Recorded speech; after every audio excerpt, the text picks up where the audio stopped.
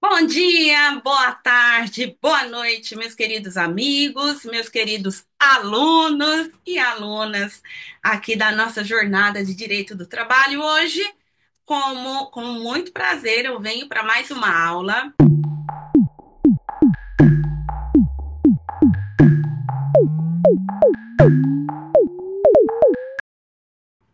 Entretanto, meus queridos, nós teremos uma aula acerca do processo do trabalho. Nós vínhamos em uma toada de direito material. O que aconteceu que agora a gente vai no processo de trabalho? Eu estou gravando as aulas, meus queridos, estou disponibilizando as aulas para vocês conforme os feedbacks que vocês estão me dando lá no Instagram, @prof.helenilda Rufino, Helenilda com H, e conforme os pedidos de vocês, eu venho e faço as aulas, para que não haja dúvida e para que vocês também não fiquem aí travados em uma determinada matéria, tendo que aguardar todo o transcorrer do direito material para, na sequência, irmos para o processo do trabalho. Hoje eu trouxe para vocês, queridos, acerca dos ritos processuais no processo do trabalho, o que é completamente diferente dos outros ramos do direito. Afinal de contas, o direito e o processo do trabalho é muito mais legal do que as outras disciplinas, não é mesmo? É claro que eu não poderia deixar de puxar a sardinha para o nosso lado, não é mesmo? E antes de iniciarmos a nossa aula, eu quero, como de praxe, pedir para que vocês, ao final dessa aula, se essa aula foi produtiva para vocês, cliquem no joinha e também não deixem de me seguir, de fazer os comentários de vocês, de pedir as matérias, as disciplinas que vocês querem que seja antecipado, que eu grave, que eu traga aqui para vocês uma aula completíssima e aprofundada. Lembrando, os queridos, que caso você, meus alunos, né, queiram ter acesso ao material completíssimo da aula de hoje, basta clicar no link abaixo aqui da nossa aula e vocês serão direcionados à plataforma que vocês poderão ali baixar, adquirir o material completíssimo para vocês, ok?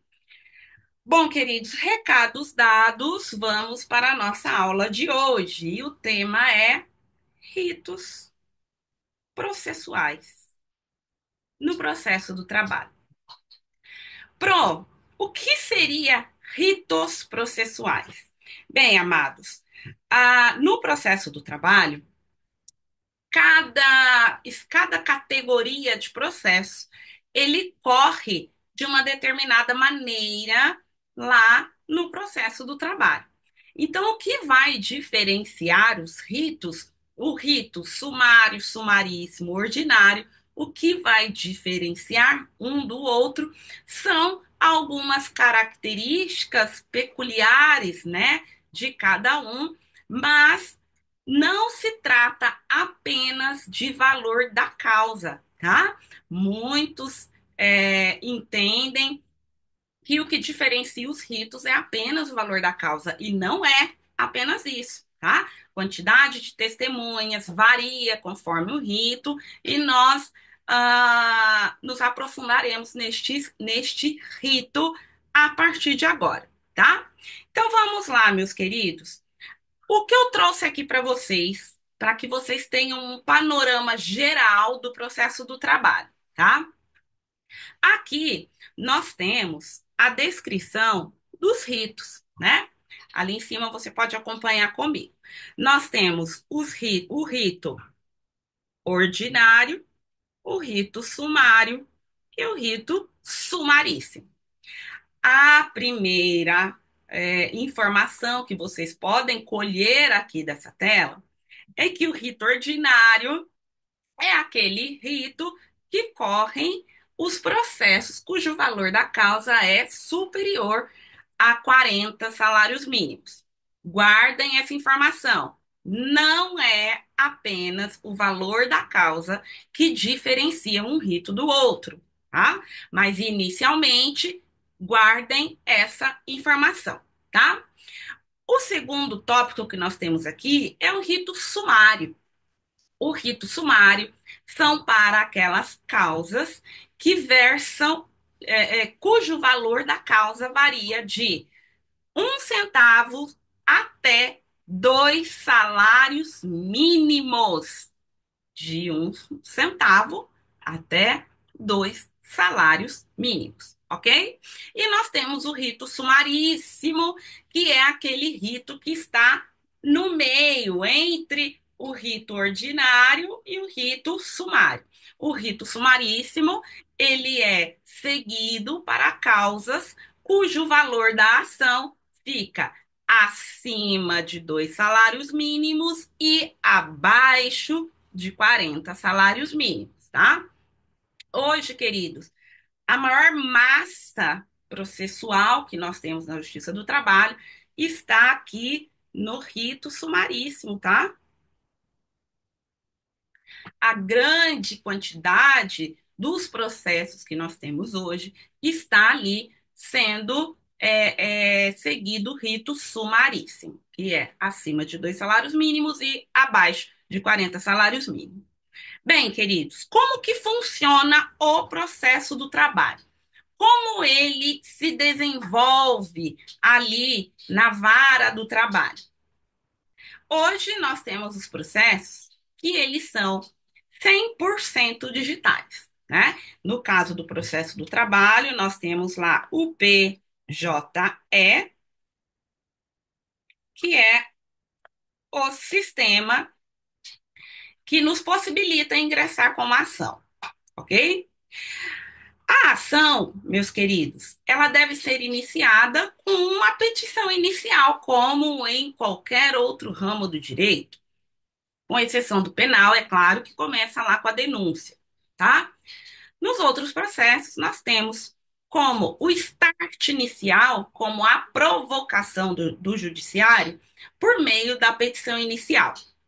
E a petição inicial, ela é protocolada neste sistema aqui, no PJE, e ela é distribuída para uma vara do trabalho, para uma vara do trabalho, ok? Uma vez a petição inicial distribuída e acolhida pela vara do trabalho, nós temos o início de um processo trabalhista, tá? O processo trabalhista, portanto, após o protocolo da petição inicial, meus queridos, nós temos a decisão interlocutória. A decisão interlocutória é aquela decisão que vai notificar as partes, tá? No processo do trabalho, nós não dizemos citar as partes, e sim notificar a parte contrária, né? O réu. Até então, o réu.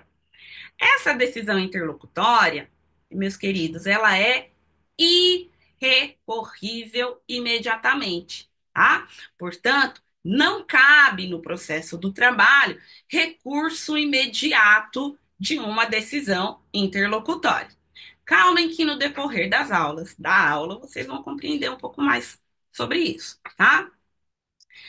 Nessa decisão interlocutória, meus amados, além da notificação da parte, nós teremos também o agendamento da audiência e qual será o formato dessa audiência. A audiência trabalhista, ela pode ser a audiência inicial ou una, inicial ou una, ela pode ser uma audiência de instrução. E nós temos também a audiência de julgamento,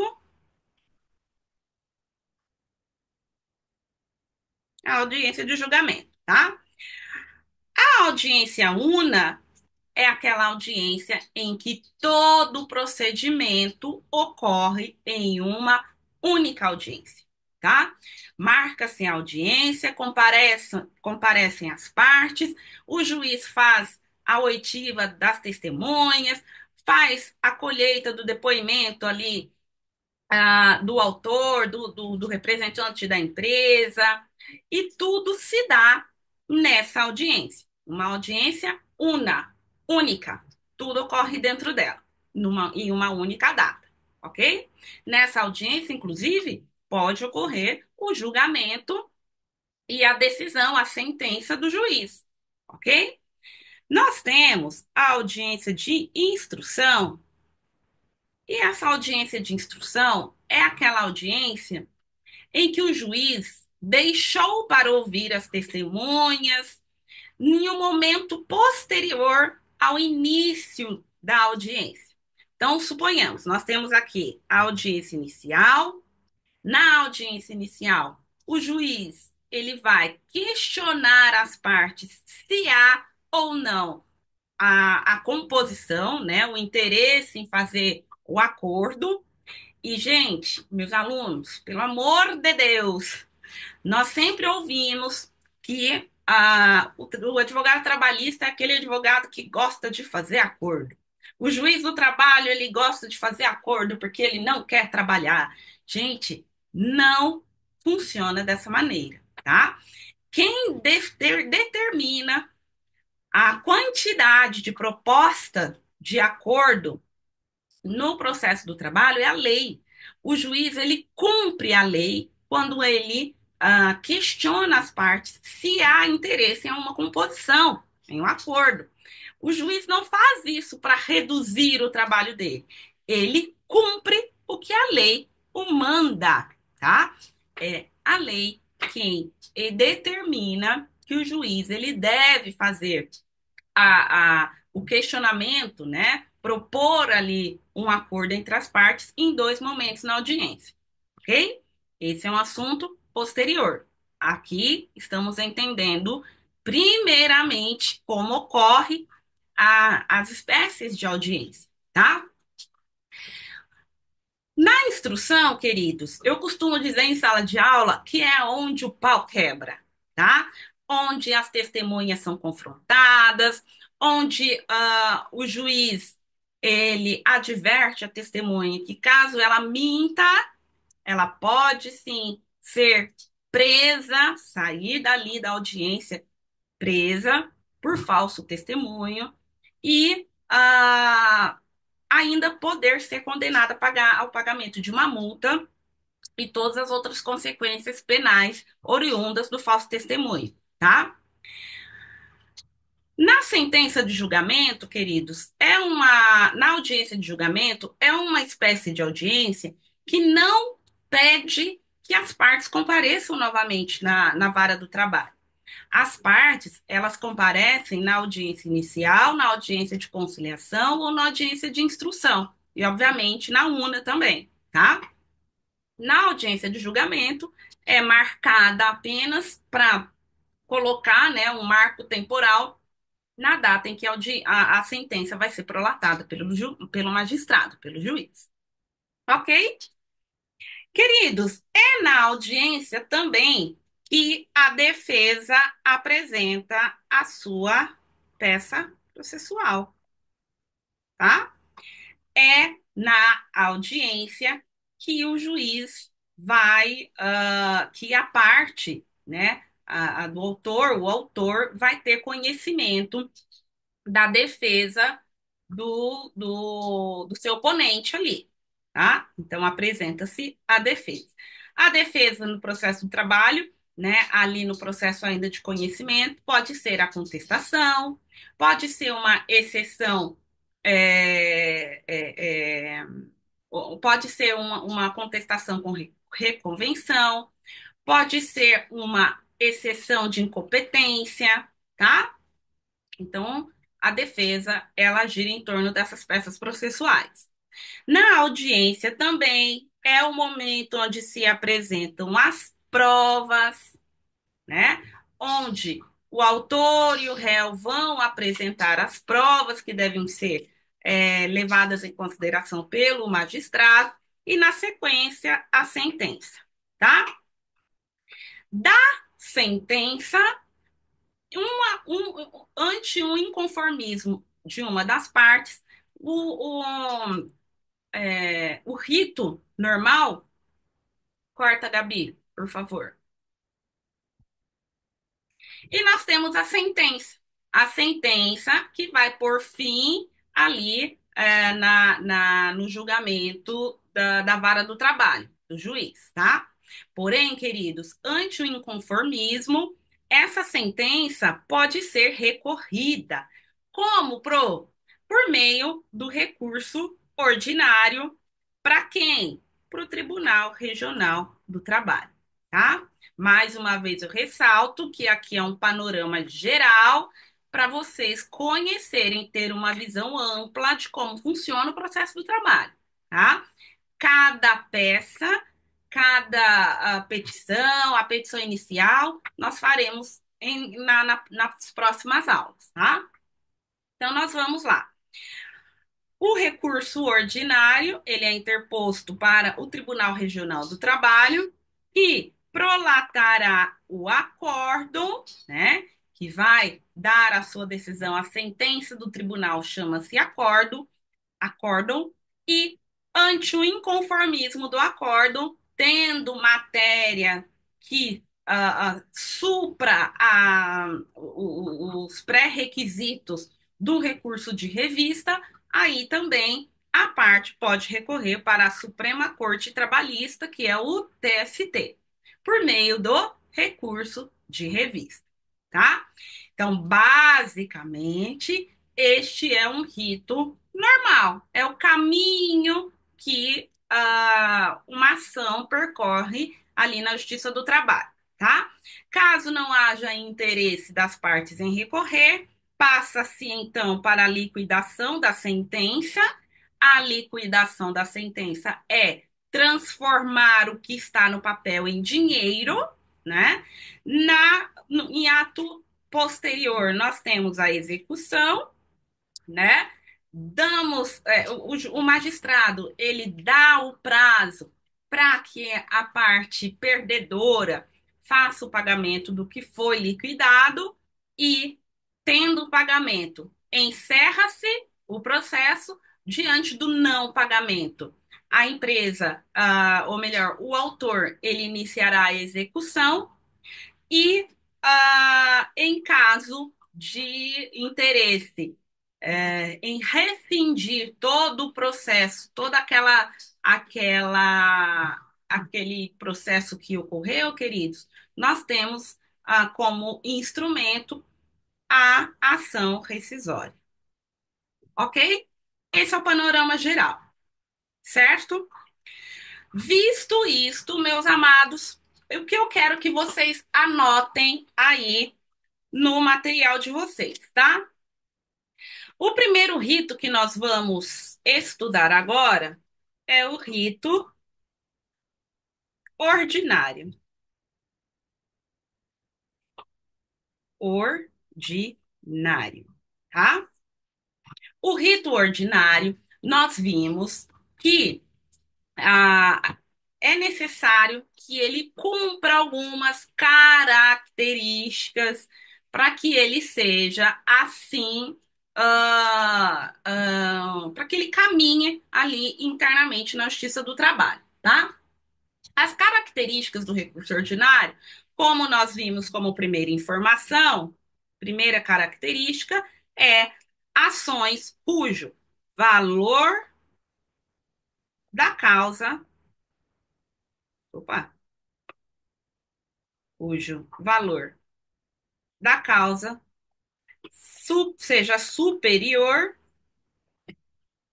a 40 salários mínimos, ok? Estou subindo aqui a serra, né, gente? Perdão. Mas vamos lá. Esse é o primeiro requisito do recurso ordinário. O segundo requisito, queridos, é que nesse rito é necessário obrigatoriamente o comparecimento, comparecimento das partes, tá? comparecimento das partes lá na Justiça do Trabalho. Quais são as consequências caso a parte não compareça em uma audiência que corre no rito ordinário? Nós temos duas formas de duas consequências ante o não comparecimento, tá? Se o réu não comparecer, ocorre a revelia. Opa, ocorre a, peraí, gente, a revelia e confissão, ok?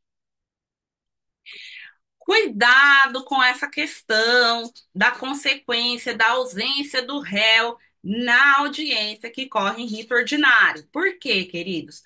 É, o réu, ele é condenado a revelia e confissão, mas essa revelia e confissão se dá ante as provas, ante os pedidos da inicial que foi provado na própria peça introdutória. Então, o réu, ele só vai ser confesso, ele só vai ser confesso e condenado à revelia naquilo que a própria peça inicial prova o que ele alegou, tá? Então, suponhamos, se eu junto, faço um pedido lá na petição inicial de dano moral por assédio sexual no ambiente de trabalho, tá? Junto com esse pedido, eu faço a juntada de uma prova. Que prova é essa? Uma filmagem que prova de forma inequívoca que houve de fato um assédio sexual de um chefe contra ali uma subordinada, tá? Está, foi feito o pedido, foi apresentado a causa de pedir e foi provado, ok? Nessa situação, ótimo, o réu é condenado à revelia e confissão, tá? Agora, aqueles pedidos que não houve a comprovação na inicial, o réu não é revel, ok, queridos? Então, não significa que se o réu faltar à audiência inicial, ele é 100% condenado na ação, ok? E quais são as consequências para o autor caso ele falte na audiência que corre ali sob o rito ordinário? Vai ser o arquivamento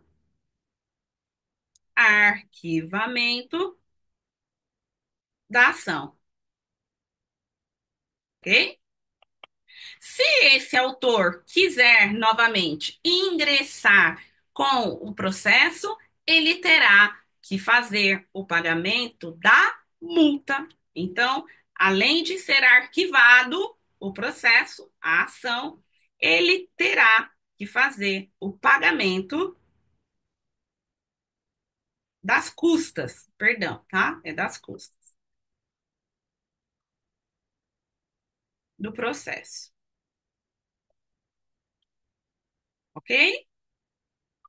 Bem, são as duas consequências ante o não comparecimento da parte na audiência trabalhista. O que mais, Pro, que nós temos aqui no rito ordinário? Nós temos, queridos, a obrigatoriedade de a defesa ser escrita, tá? No rito ordinário, a defesa deve ser escrita, ok? A defesa, gente, esse ronco é do Zezinho, que vocês já sabem, né? A defesa deve ser escrita, não cabendo no rito ordinário a defesa oral. Por quê? Porque se é uma ação acima de 40 salários mínimos, meus queridos, presume-se que é uma ação mais complexa, tá? Portanto, a defesa, ela tem que ser. Ixi, corta, H. Corta, corta, corta. Vamos lá. A defesa, meus queridos, a defesa no processo do trabalho que corre no rito ordinário, ela deve ser escrita ou verbal, tá? Por que verbal ela também pode ser, Pro? Porque a própria lei dá ao réu a oportunidade de, por meio do seu advogado, fazer a sua defesa verbalmente por 20 minutos, tá? A defesa, ela deve ser, portanto, escrita ou via ou verbalmente, verbal pelo prazo de 20 minutos, ok? E nós temos, além disso, no rito ordinário, nós temos a quantidade de testemunhas. No rito ordinário, as testemunhas, a lei permite que as partes, tanto o autor quanto o réu, apresentem até três testemunhas, tá? Até três testemunhas. Ótimo, Pro. E as razões finais? Como que funciona as razões finais no rito ordinário? As razões finais, queridos, a lei determina que a parte apresente as suas razões finais verbalmente pelo prazo de 10 minutos, tá? Pelo prazo de 10 minutos. Mas o que acontece de praxe hoje, o juiz concede ali um prazo de 24, 48 horas para que a parte apresente as suas razões finais, ok? Queridos, voltando aqui, todas essas informações, elas estão aqui no material que eu disse para vocês, né? Que está super completo.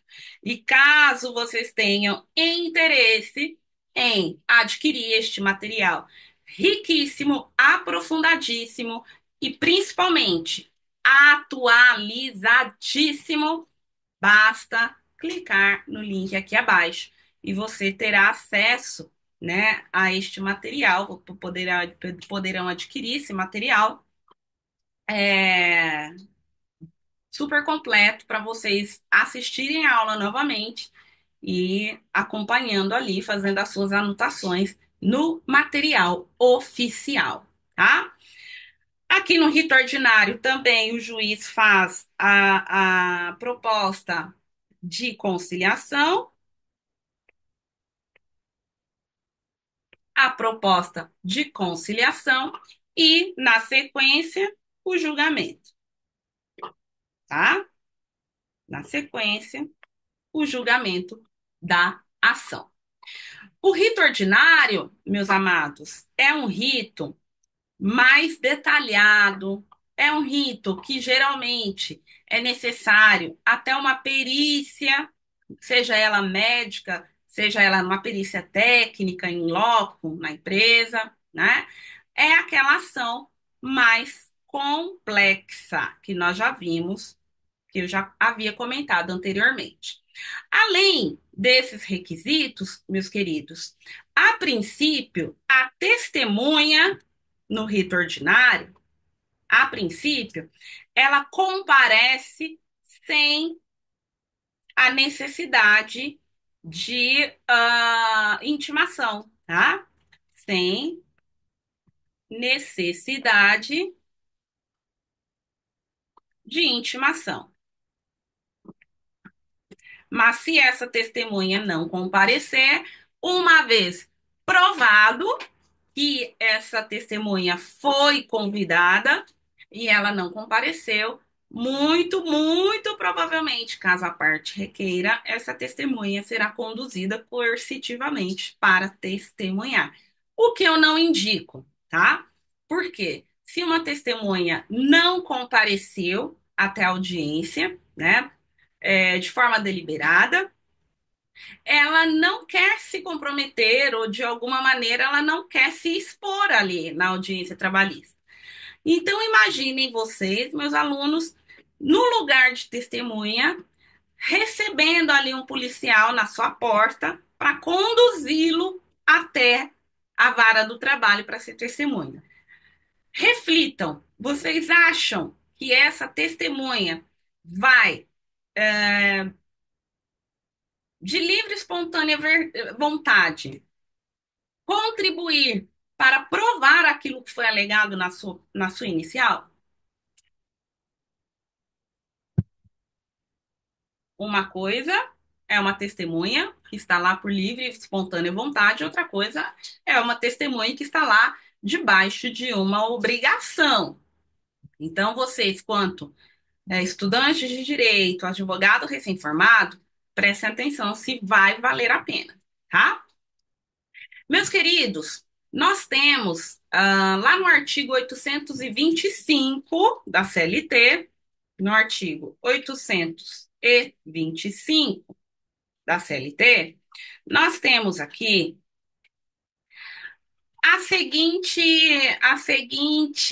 o seguinte caput. As testemunhas comparecerão à audiência independentemente de notificação ou intimação, ok? No parágrafo primeiro, nós temos que as testemunhas que não comparecerem serão intimadas de ofício, ou seja, o juiz vai intimá-las, ou a requerimento da parte, como eu disse para vocês, serão conduzidas coercitivamente, ok? Se a ausência não tiver motivação e justificativa, tá? Bem, meus amados, continuando aqui, nós falaremos agora do fluxo de uma reclamação trabalhista, tá? O fluxo de uma reclamação trabalhista. Nós já vimos esse fluxo, né, no primeiro material que eu trouxe para vocês, mas aqui nós faremos um fluxograma para que vocês compreendam melhor ainda como funciona o fluxo normal, tá? Nós temos aqui a distribuição da ação.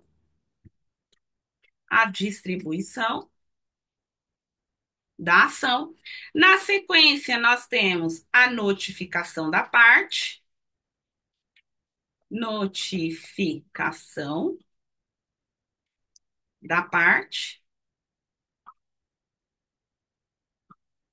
Na sequência, nós temos a audiência.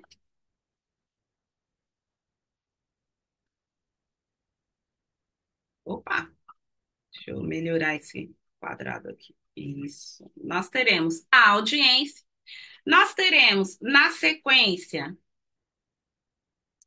a primeira tentativa de conciliação. Primeira tentativa de conciliação,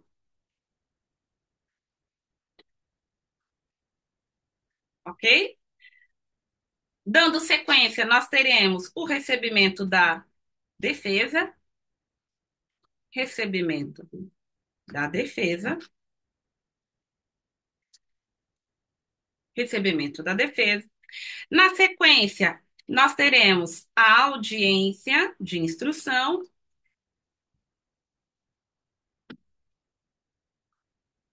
audiência de instrução. Após a instrução, nós teremos as razões finais, as razões finais. Teremos as razões finais e, na sequência, nós teremos a segunda e última tentativa de conciliação. Tentativa opa, conciliação. Certo? E por fim, a prolatação da sentença. Ok? A prolatação da sentença. Esse é o rito normal do rito ordinário. Ok, meus queridos? Agora nós vamos mudar um pouquinho aqui e falaremos do rito sumário. Rito sumário. Meus amores, o rito sumário, como eu disse para vocês, ele é um rito que o valor da causa, né, a qual deve se correr pelo rito sumário, é de até 2 salários mínimos. Existe ações de até 2 salários mínimos? Existe. Quais são os exemplos? Aquele tipo de ação, queridos, que são que o autor busca é apenas um reconhecimento, uma declaração de vínculo de emprego, uma declaração para fins previdenciários, ou até mesmo aquele empregado, né, que é advogado, que ingressa ali em causa própria e faz o seu pedido até 2 salários mínimos, é um outro exemplo, ok? Quais são os requisitos, na verdade, do rito sumário, meus amores? Além de ser valor de causa, valor de causa superior a 0 centavos, né?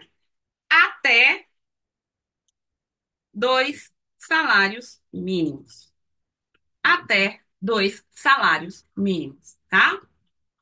Nesse caso, queridos, outra característica do rito sumário é que, neste rito, dispensa-se depoimentos. Nesse rito, os depoimentos, os depoimentos são dispensados, ok? Nesse rito, os depoimentos, eles são dispensados. Neste rito, queridos, o que deve constar na ata é só a conclusão do juiz, é só a matéria de fato que vai constar na ata da audiência que corre em rito sumário, ok? Nesse rito sumário, os processos que rodam, que percorrem no rito sumário, queridos, eles são ritos que não cabe nenhum recurso das sentenças. Outra característica, não cabe recurso, ok? Das sentenças que foram proferidas, tá? Com exceção, obviamente, exceto, opa, exceto se versar, se o motivo do recurso for a matéria constitucional. Matéria constitucional. Aí sim caberá recurso. Caberá qual recurso, pro? Recurso ordinário. Recurso ordinário. Para quem? Para o TST, tá? Então, queridos, o recurso ordinário e quem vai decidir é o TST, ok? Recurso ordinário perante o TST. ST. É o único recurso cabível para ações que correm no rito sumário. Ok, queridos? Bom, são estas três características do rito sumário. Então, o rito sumário, até em decorrência do valor da causa, né, que é muito baixo, ele é um rito mais célere, mais simples, mais rápido, tá? E agora nós vamos falar do rito sumaríssimo. Rito sumaríssimo. Queridos, novamente, eu quero trazer aqui para vocês, né, o nosso material completo, tá? Vejam, tudo que foi explicado para vocês está nesse material, que ele é riquíssimo, completíssimo, completíssimo, opa, e trará para vocês todas essas explicações aprofundadas, tá? Todas essas explicações aprofundadas. Então, para você que de repente chegou na aula agora e perdeu ao início da explicação, vocês poderão adquirir o material no link abaixo e vocês podem até assistir essa aula para compreensão, baixam o material, façam novamente, assistam novamente essa aula, colocando ali as suas anotações, tá? Já com o material completíssimo que eu apresentei para vocês aqui. Amados, o rito sumaríssimo é aquele rito cuja principal característica, mas não única, é o valor da causa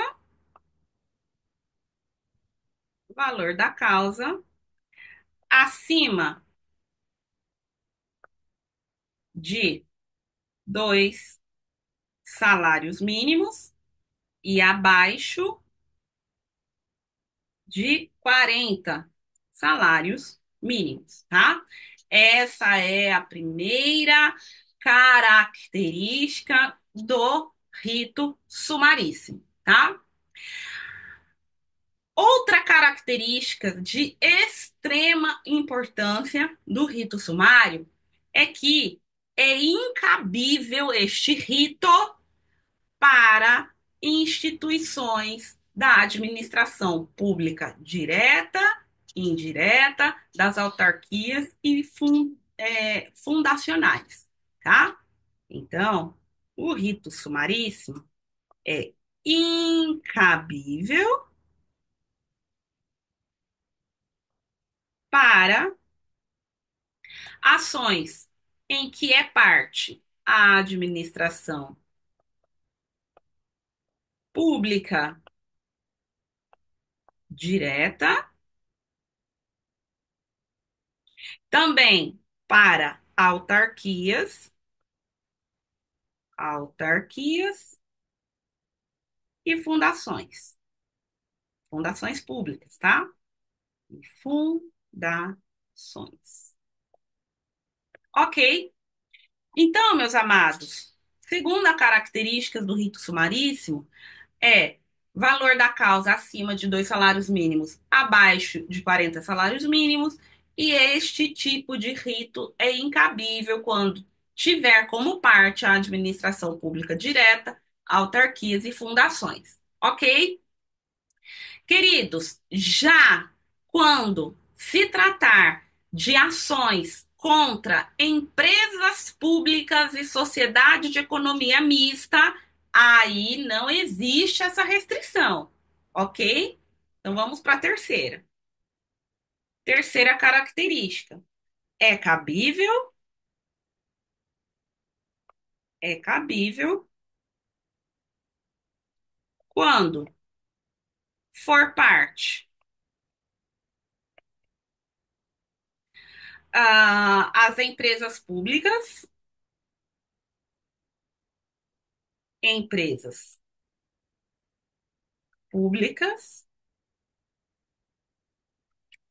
e sociedade de economia mista, tá?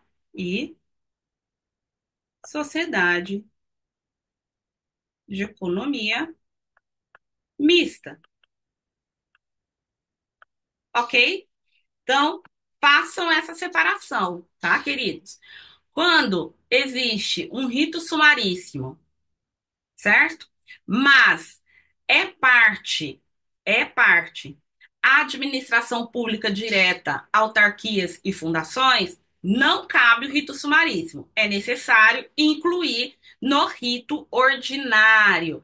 Lá no PJE, quando vocês forem fazer o protocolo da ação, ele vai dar essas opções em qual rito vocês querem que corra aquele processo. Agora, quando for parte empresas públicas e sociedade de economia mista, aí sim é cabível no rito sumaríssimo, tá? Então, muito cuidado com essa característica, com essa divisão, tá? De cabimento.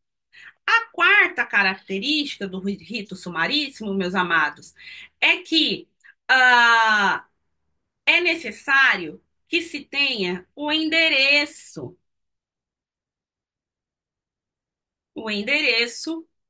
completo da parte. Pro, mas por quê? Isso é algo tão primário, é claro que eu tenho que ter o endereço completo da parte. Por que que no rito sumaríssimo essa é uma característica? Porque, afinal de contas, é uma característica de todos os outros ritos. Pois bem, meus amados, no rito sumaríssimo, é necessário que haja a indicação de endereço completo, porque não é cabível a notificação por edital, tá? Não é cabível, não é cabível a citação, no nosso caso aqui, né? A notificação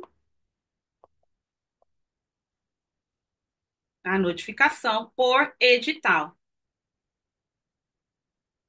Não é cabível a notificação por edital. Ah, agora eu entendi, Pro. Eu não posso fazer a citação ou a notificação por edital. Por isso, o endereço tem que estar super mega completo para que a parte seja encontrada e definitivamente notificada, tá? Outro ponto, meus amados, que é importante. A ação no rito sumaríssimo, me perdoe, é uma ação que deve correr em 15 dias, tá? A ação, ela deve ser apreciada, tá? A ação, ela deve ser apreciada pelo juiz no prazo de 15 dias. Esse prazo, queridos, esse prazo não é um prazo que o juiz está obrigatoriamente atrelado a ele, ok? Por quê? Porque extrapolar esse prazo de 15 dias não traz prejuízo para a parte, certo? Exceto se tiver na ação um pedido de antecipação tutelar, tá? Um pedido cautelar, a tramitação das pessoas idosas, portadoras de doenças graves, ok? Esse prazo de 15 dias é um prazo apenas protocolar, tá?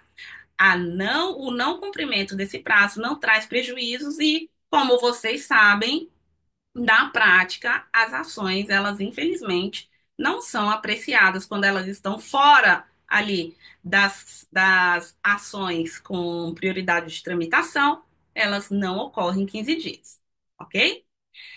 Qual a próxima característica do rito sumaríssimo? A próxima característica do rito sumaríssimo, queridos, é que, em tese, em regra,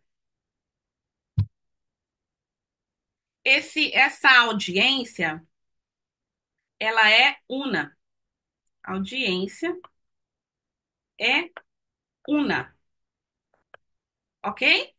Ela ocorre, ela inicia-se e encerra-se a sua instrução, todos os depoimentos são colhidos em uma única audiência. Perfeito? E na ata que o auxiliar do juiz elabora, são registrados apenas as informações essenciais. Na ata, são apenas registrados informações essenciais do processo, ok? Não é aquela ata mega super completa que o servidor coloca até a respiração da testemunha, certo? Outro requisito de extrema importância no rito sumaríssimo, a quantidade de testemunhas. Ela é diferente pro? Claro, admite-se apenas duas testemunhas, tá? Deixa eu mudar um pouquinho aqui, porque vocês podem confundir aqui pelo duas testemunhas por cada parte, tá? Para cada parte. Duas testemunhas. Ok? Ok.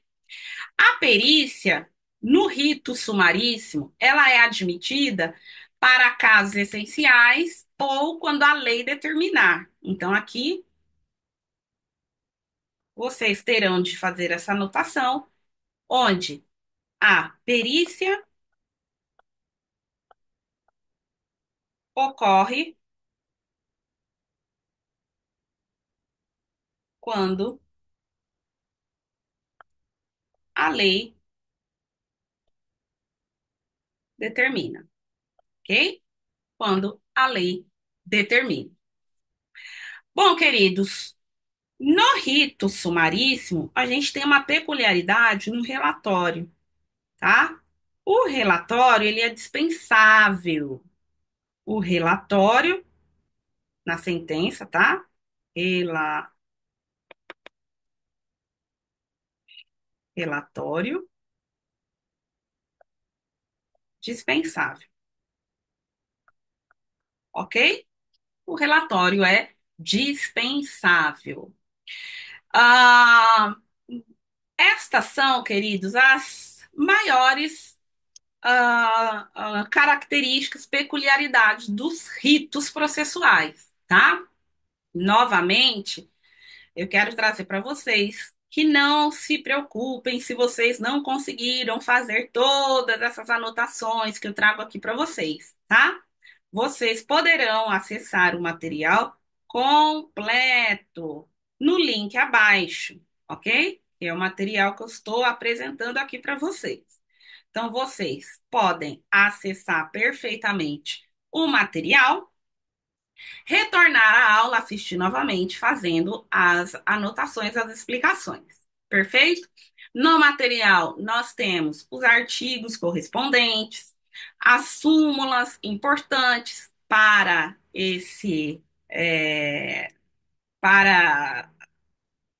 essa aula, né? E vocês terão aqui a oportunidade de adquirir todo o material para acompanhar a nossa aula. Lembrando que o material ele conta com inúmeras informações adicionais, tá? Por quê? Porque é um material aprofundado e atualizado, elaborado por mim mesma,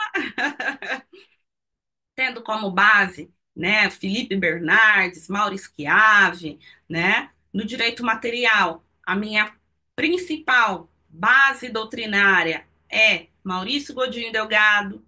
Então, eu trago para vocês, de toda maneira, esse material riquíssimo. Perfeito? Queridos, eu agradeço imensamente a atenção de vocês. Muito obrigada pela audiência. Não deixem de clicar aqui no joinha, no gostei, para que o YouTube dispare, né, essa aula para outros alunos que, assim como você, estão dispostos a se aprofundar na disciplina de direito e processo do trabalho. Ok? Um super beijo. Fiquem todos com Deus. Tchau, tchau.